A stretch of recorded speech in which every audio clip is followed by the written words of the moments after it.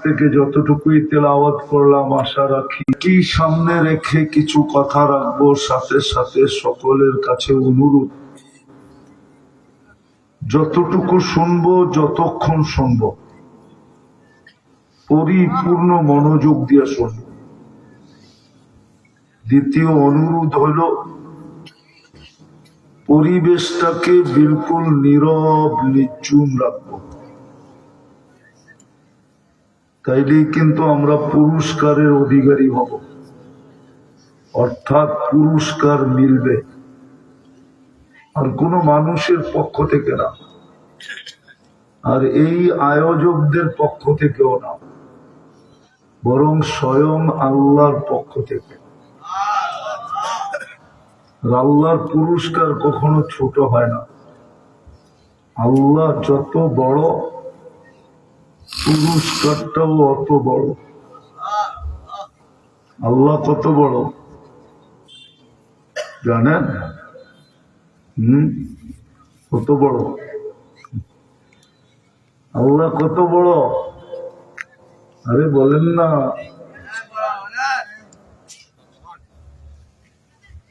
যাক, আল্লাহ যত বড়, আল্লাহ আকবার, আল্লাহ যত বড়, পুরস্কারটাও তত বড় হবে। পুরস্কারটাও কি হবে? এই জন্য শর্ত হলো দুটা: পরিপূর্ণ মনোযোগ দিয়ে শোনা, দ্বিতীয় শর্ত হলো পরিবেশটাকে বিলকুল নীরব নিঝুম আওয়াজহীন রাখা। তাইলেই কিন্তু আজকে পুরস্কার নিয়ে উঠতে পারবো। আর যদি এই দুই শর্ত পুরা না হলো, তাহলে সময়টা কেটে যাবে, সময়টা কিন্তু কেটে যাবে, আয়োজনটাও এক সময় শেষ হয়ে যাবে, কিন্তু কসম খোদার পুরস্কার মিলবে না। আর আজকে যদি পুরস্কার মিলল, তাহলে জীবনের জন্য যথেষ্ট হয়ে যাবে। পুরস্কারটা শুনেই দেই, তারপরে কথাটা শুরু করি। পুরস্কারটা মিলবে, সর্বশেষ পুরস্কারটা মিলবে ইরজিউ মাগফুরান লাক, যাও তোমাদের গুনাহ মাফ।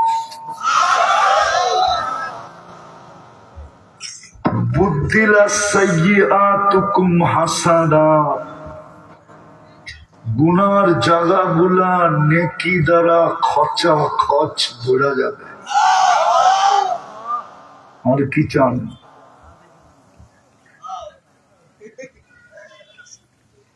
আর কি চান? কিন্তু শর্ত দুইটা, কিন্তু মনোযোগ দিয়ে শোনা আর পরিবেশটাকে নীরব রাখা। কিন্তু একটা সমস্যা আছে, মাহফিলে সবচেয়ে বেশি সমস্যা করে আয়োজকরা, ভলান্টিয়াররা। ওরাই সবচেয়ে বেশি কথাবার্তা বলে, কাউকে বসায়, কাউকে দাঁড়া করায়, কাউকে সরায়। শয়তান দেখা যায় ওদের রূপ নিয়েই বেশি আসে, ভলান্টিয়ারদের রূপ নিয়ে শয়তান বেশি আসে। আয়োজকরা কখনো ওয়াজ শুনে না। ওরা মনে করে আমরা তো আয়োজন করছি, আমরা শুনবো কেন? বাকি এলাকার মানুষ শুনবে। কিন্তু প্রয়োজন ছিল আয়োজকদের সবচেয়ে বেশি শোনা। এই জন্য আমি ভলান্টিয়ারদেরকে বলতেছি, কোনো আওয়াজ যেন না হয়। শুরু করব কথা, আওয়াজ বন্ধ না হইলে কিন্তু করবো না। কেননা কথা কিন্তু উপর থেকে আসে, এখান থেকে আসে না। আমি কোনো সাজায় বুঝায় নিয়ে আসি নাই, মুখস্থ করে নিয়ে আসি নাই।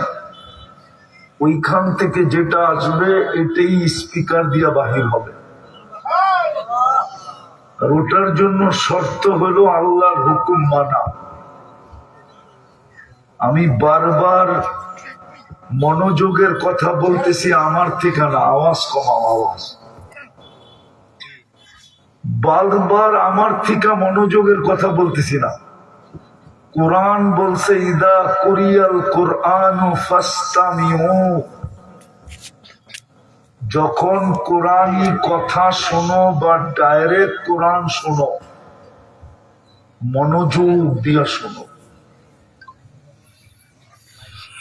এটা কিন্তু আল্লাহর আদেশ। দ্বিতীয়ত আল্লাহর আদেশ আনসিতু, বিলকুল পরিবেশটাকে নীরব নির্জুম রাখো।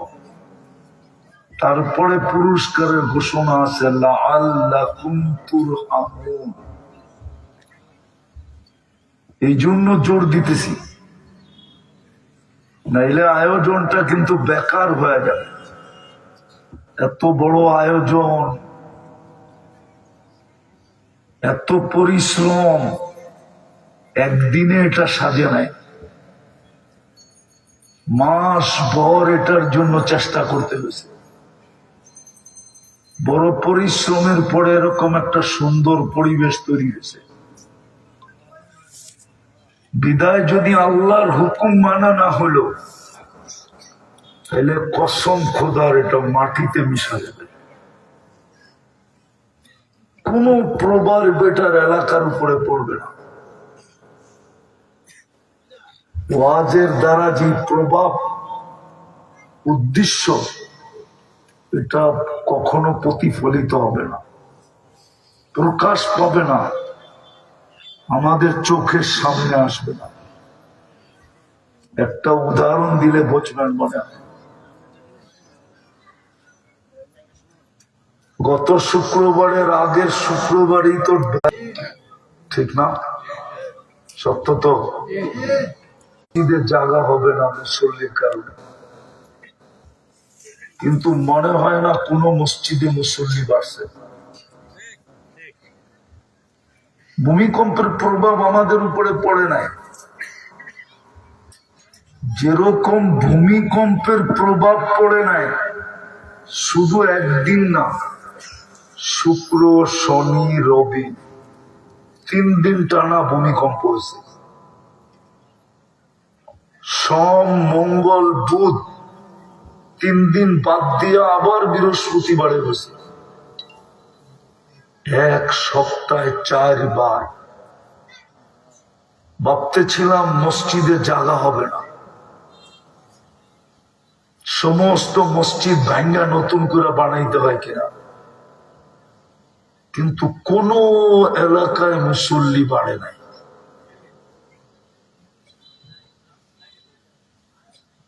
শিক্ষিত মানুষগুলাকে জিজ্ঞেস করে দেখেন, বাংলাদেশের 3টা ভূমিকম্পের গান পয়েন্ট, ওটার ভিতরে একটাই ময়মনসিংহ। সবচেয়ে বেশি ক্ষয়ক্ষতি যে 3 জায়গায় হবে, সিলেট, ময়মনসিংহ, ঢাকা। কিন্তু ময়মনসিংহ তো একজন মুসল্লি পারল না। বলেন বাড়ছে? ওই শুক্রবারেই বাড়ছে কিনা, জুমার নামাজও বাড়ে না। তাইলে বোঝা গেল ভূমিকম্পের প্রভাব আমাদের উপরে পড়ে নাই, যদিও এটা সিগন্যাল ছিল, সিগন্যাল স্বয়ং আল্লাহর পক্ষ থেকে। কোরআন এটাই বলে, গাছের পাতা যদি আল্লাহর হুকুম ছাড়া না পড়তে পারে, তাহলে এত বড় ভূমিকম্প নিজের থেকে হয়তো হয় কি করে?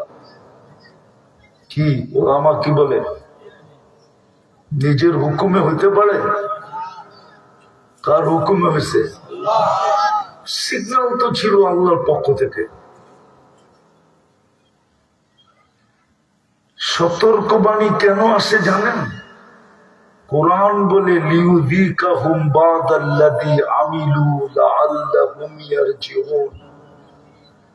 আল্লাহর পক্ষ থেকে যেই কোনো সতর্ক বাণী এই জন্য আসে বান্দা যেন আল্লাহর দিকে ছুটতে থাকে। লিউযিকাহুম বাদাল্লাযী আমিলু লাআল্লাহুম ইয়ারজিউন, তারা যেন আল্লাহর দিকে ফিরে। এই জন্য আবারও বলতেছি, খুব মনোযোগ, পরিবেশটা খুব নীরব, ইনশাআল্লাহ।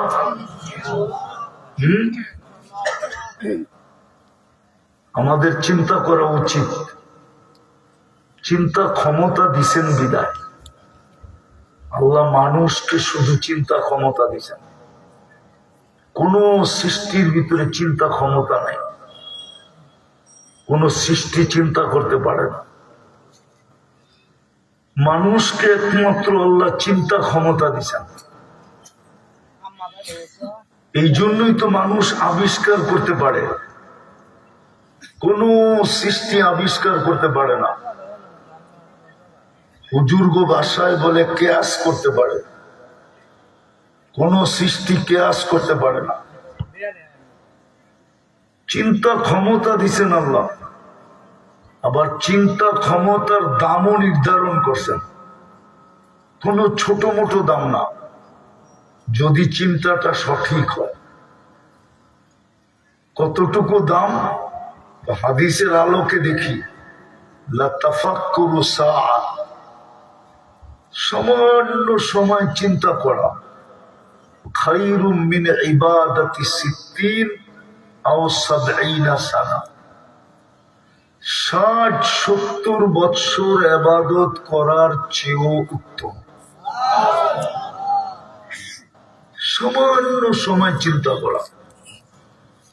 এই জন্য কোরআনও ইঙ্গিত দিছেন, ইন্না ফি খালকিস সামাওয়াতি ওয়াল আরদ ওয়াখতিলাফিল লাইলি ওয়ান নাহার লাআয়াতিন লিউলিল আলবাব الذين يذكرون الله قياما وقعودا وعلى جنوبهم ويتفكرون في خلق السماوات والأرض ربنا ما خلقت هذا باطلا سبحانك فقنا عذاب النار। কোরআনও আমাদেরকে চিন্তা করতে বলতেছেন। চিন্তা করো, ভাবো। চিন্তা ক্ষমতা দিছেন বিদায় আমাদের ভাবা উচিত। ভাবা উচিত যে আল্লাহ আমার উপরে দয়া করলেন কতটুকু। আওয়াজ না, আওয়াজ না। আল্লাহ আমাদের উপরে দয়া করলেন কতটুকু। দয়া বোঝেন তো? আল্লাহর দয়া আমার উপরে কতটুকু।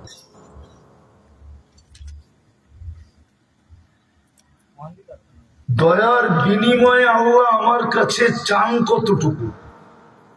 ভালো মতে বুঝতে হবে, নাহলে কথা বুঝে আসবে না। আমার কথায় শুন নাই, মনোযোগ দিয়ে বুঝতে হবে। আল্লাহ আমার উপরে দয়া করলেন কতটুকু, বিনিময়ে আমার কাছ থেকে চান কতটুকু। দয়ার বিপরীতে আমার কাছ থেকে চান কতটুকু। আবার চাওয়া পুরা হইলে বিনিময়ে দিবেন কতটুকু। আল্লাহ আমার উপরে দয়া করলেন কতটুকু। আপনি আর আমি মানুষ হওয়া এটা আল্লাহর দয়ার ফল। আল্লাহ যদি দয়া না করতেন তাহলে আপনি আর আমি মানুষ হতাম না। আল্লাহর বিশেষ দয়ার ফল হলো আপনি আর আমি মানুষ, সৃষ্টি সেরা। অথচ যুক্তি বলে না, যুক্তি বলে না মানুষ সৃষ্টির সেরা হোক, এটা যুক্তি বলে না। ভালো মতে, তাইলে বুঝে আসবে। যুক্তি দিব, ফেরেশতা নূরের তৈরি, উচিত ছিল ওটা শ্রেষ্ঠ হোক। জিন আগুনের তৈরি, উচিত ছিল ওটা শ্রেষ্ঠ হোক। সমগ্র সৃষ্টি পিওর পানির তৈরি। অমিনাল মাই কুল্লু শাইইন হাই। হাফেজ তো, কোরআন তো ভুল পড়তেছি না তো? কোরআন বলে সমগ্র সৃষ্টি পিওর পানির থেকে তৈরি, অথচ মানুষটা মিম্মা ইম্মাহিন। আপনি আর আমি সবচেয়ে বিদ্যুটে দুর্গন্ধময় নিকৃষ্ট পানির তৈরি।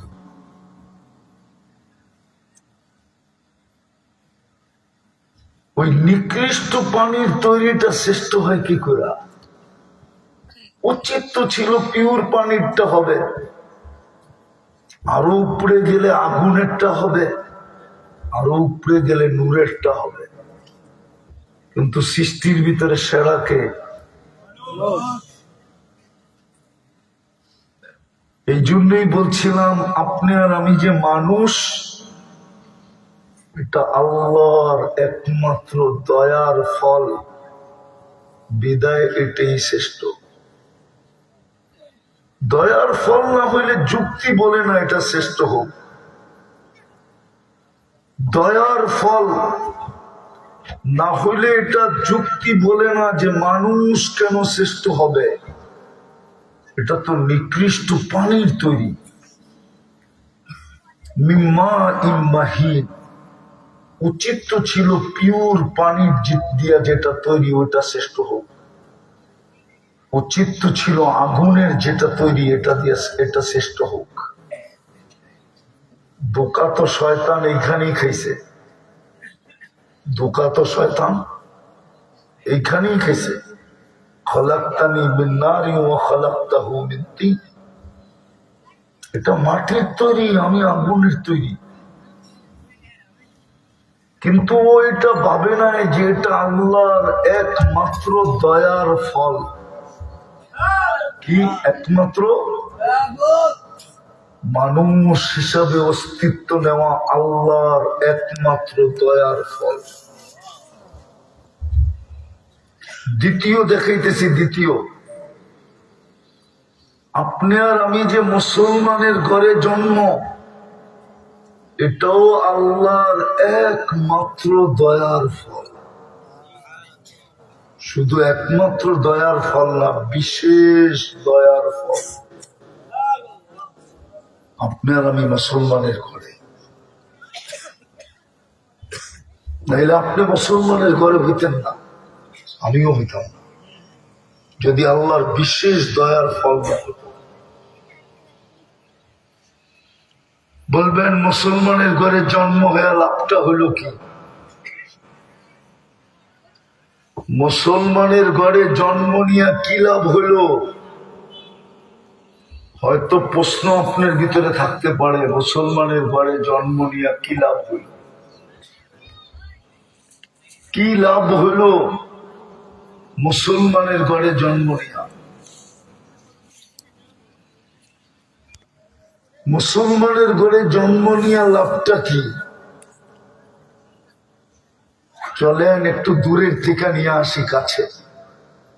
এই জন্যই তো কিয়ামতের দিন জাহান্নামের ভিতরে নামদারি মুসলমানদেরকে, কাগজে যারা মুসলমান, বাস্তবে মুসলমান না,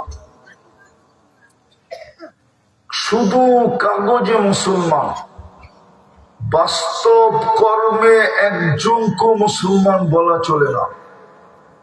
বাস্তব কর্মে একজনকে মুসলমান বলা চলে না, শুধু সে কাগজে মুসলমান। যেখানে ধর্ম লিখতে হয় সে বিনা দ্বিধায় লেখে ইসলাম। ওদেরকে যখন দোজগে কাফেররা কিয়ামতের দিন বলবে, দুযোগে যখন বলবে কাফেররা যে দুনিয়াতে জানতাম তোমরা কাগজে মুসলমান, যেখানে ধর্ম লিখতে হতো তোমরা ইসলাম লেখা দিয়ে আসতে। বলো তোমাদেরকে ইসলাম কি লাভ দিল? তোমরা তো আমাদের সাথে এক দুযোগেই। এই কথা বলতে দেরি, ব্যঙ্গ করতে দেরি, টিটকারি করতে দেরি, ঠাট্টা করতে দেরি, তুচ্ছ তাচ্ছিল্য করতে দেরি, আল্লাহর রহমতে জোশ উঠতে দেরি হবে না। আল্লাহ বলবে আখরিজু, বের করো এদেরকে দোজখ থেকে। যখন এদেরকে দোজখ থেকে বের করা শুরু করবে তখন কাফেররা দোজখে চিৎকার যেটা দিবে ওটা আজকে কোরআনে লেখা আছে, ইয়াউমা ইয়াউদ্দুল্লাযীনা কাফারু, ইয়াউমা ইয়াউদ্দুল্লাযীনা কাফারু লাউ কানু মুসলিমিন। কাফেররা চিৎকার দিয়া বলে আফসোস, যদি আমিও এরকম কাগজে মুসলমান হতাম তাইলে আজকে আমারও দোজখ থেকে চিরদিনের জন্য বাহির হয়ে যাওয়ার সুযোগ হইত। এটা হলো কালকের লাভ। আজকের লাভ দেখবেন, আজকের লাভ হলো আপনি আছেন বিদায়ী এই জগৎটা আছে। আপনি যেদিন থাকবেন না ওই দিন এই জগৎটা থাকবে না, এই জগৎটা শেষ হয়ে যাবে। আরো 100 কোটি লাভ আছে, 100 কোটি লাভ। তো আমি যেটা বুঝাইতেছিলাম, মানুষ হওয়া এটা আল্লাহর দয়ার ফল। মুসলমানের ঘরে জন্ম নেওয়া আল্লাহর দয়ার ফল। উম্মতে মুহাম্মদী হওয়াও আল্লাহর দয়ার ফল। আর 24 ঘন্টা 3টা গেল উম্মতে মুহাম্মদী। খুলতে চাইতেছি না, খোলার সময় হবে না। উম্মতে মুহাম্মদী হওয়া যে কত বড় দয়ার ফল শুধু কোরআনের একটা আয়াত দেখলে বোঝা যাবে। এত বড় দয়ার ফল যে আপনার আমার মাথায় একটা মুকুট লাগানো আছে, একটা স্টিকার লাগানো আছে, একটা কার্ড আমাদের গলায় ঝুলানো আছে, যেটা দেখলে সমগ্র সৃষ্টি সালাম দেয়। যেটা দেখলে সমগ্র সৃষ্টি, আরে মানেন যে আমার কথা বোঝেন? যেটা দেখলে যুবককেও সালাম দেয়, যুবতীকেও সালাম দেয়, নারীকেও সালাম দেয়, পুরুষকেও সালাম দেয়। নাইলে আল্লাহ খায়রে উম্মত বলবেন কেন? কুনতুম খায়রা উম্মাহ। সৃষ্টির ভিতরে তোমরা সেরা।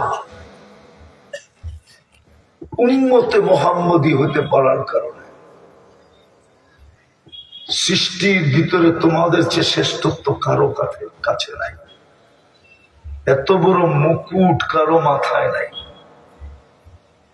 এত বড় ব্র্যান্ডের স্টিকার কারো কপালে লাগানো নাই, এত বড় কার্ড দুনিয়ার সৃষ্টির ভিতরে কারো কাছে নাই। এই জন্যই তো আল্লাহ আমাদেরকে সুহাদা আলান নাস বানাইছেন। সমগ্র সৃষ্টি মানব জাতির উপরে আমরা কিয়ামতের দিন রাজ সাক্ষী। রাজ সাক্ষী বোঝেন? রাজ সাক্ষী হলে কি হয় জানেন? দুনিয়ায় দেখেন না, আইজিপি রাজ সাক্ষী হইতে দেরি, শাস্তি কমা যেতে দেরি হয় না। ঠিক না? ঠিক। চিনেন চিনেন, বুঝছেন আমার কথা? যুবকরা বুঝছো? জি। পুলিশ সুপার রাজ সাক্ষী হইতে দেরি, শাস্তি কমতে দেরি হয় না। কমছে না কমে নাই? আল্লাহ বলে তোমরা কিয়ামতের দিন রাজ সাক্ষী, তোমাদের শাস্তি কমবে না, পুরা মাফই করে দেবে। দুনিয়ার তো শাস্তি কমায় দেয়, আমরা পুরা মাফ করে দেব। কসম। এই জন্যই তো এই উম্মতের আরো দুটা পরিচয় আছে, শুধু খায়রে উম্মতের পরিচয় না, আরো দুটা কার্ড আছে আমাদের কাছে, আরো দুটা কার্ড। ওইটা আরো দুটা আছে। একটা হলো উম্মাতুম মারহুমা, এই উম্মত পুরা দয়ার চাদর দিয়া ঢাকা। এই উম্মতকে বলা হয় উম্মাতুম মারহুমা, এই উম্মত দয়ার চাদর দিয়া ঢাকা। উদাহরণ দিব, চলেন হাদিস দিয়ে উদাহরণ দিব। মানুষ আসামিকে মাফ করতে ভালোবাসে না শাস্তি দিতে ভালোবাসে? আরে বলেন না। মানুষ আসামিকে শাস্তি দিতে ভালোবাসে না মাফ করতে ভালোবাসে? কি করতে ভালোবাসে? কি? আরে মানুষ আসামিকে শাস্তি দিতে ভালোবাসে না মাফ করতে ভালোবাসে? কোনটা ভালোবাসে? শাস্তি। দুই দল একমত হইতে পারতেছে না। কি দিতে ভালোবাসে? শাস্তি দিতে ভালোবাসে, ঠিক না? হ্যাঁ, কিন্তু এই উম্মতকে আল্লাহ মাফ করতে ভালোবাসে। এই জন্য হুজুররা দোয়া পড়ে, আফুন করিম তুহিব্বুল আফওয়া, আল্লাহ আপনি মাফ করতে ভালোবাসেন।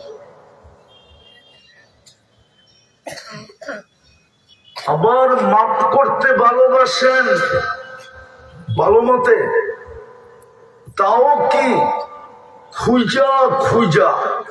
কি? মানুষ আসামি ধরে কিভাবে বলেন না? খুঁজা খুঁজা আসামি ধরে, ঠিক না? সত্য তো? আল্লাহটা বিলকুল উল্টা, আল্লাহ ডাইকা ডাইকা মাফ করে। মনে হয় হুজুররা মানে না। তাইলে রাতের 3 ভাগের 1 ভাগ অতিবাহিত হইলে হালমিম মুস্তাগফির কেন বলেন? হাদিসে আছে, আল্লাহ বলেন হালমিম মুস্তাগফির, বুঝা গেল ডাইকা ডাইকা মাফ করেন। বিদায় আমার কথা শুরু ছিল আল্লাহর ইহসান আমার উপরে কতটুকু, বিনিময়ের দাবি কি, ওটা আমি পুরা করি কতটুকু, পুরা করলে বিনিময় আমাকে দিবেন কি, এতটুকুই আমার কথার পয়েন্ট ছিল। ভালো মতে এইদিকে মন, এইদিকে এইদিকে বলছি না, শয়তান আপনাদেরকে মনোযোগ দিতে দিবে না। বিভিন্ন রূপে শয়তান আসবে।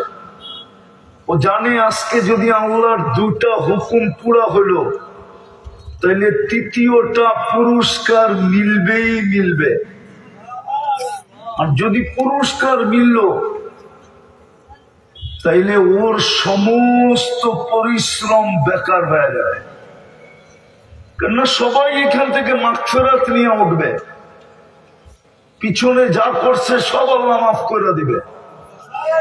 তাহলে ওর পরিশ্রম বৃথা গেল না? গেল না। এই জন্য কখনো বাচ্চার রূপে আসবে, কখনো ভলান্টিয়ারের রূপে আসবে, কখনো হুজুরদের রূপেও আসবে। শয়তান শুধু একজনের রূপ ধরতে পারে না, সেটা হলো আমাদের নবীজির রূপ ধরতে পারে না, ওনার রূপে রূপান্তরিত হতে পারে না। বাকি সবার রূপ ধরতে পারে। যদি মনোযোগ না দিলেন তাহলে আমার বোঝানো বেকার হয়ে গেলে। আমি একটা জিনিস বুঝাইতে চেয়েছি যে আমরা কিন্তু আল্লাহর দয়ার ফল। মানুষ হিসাবে তাকাই তো আল্লাহর দয়ার ফল,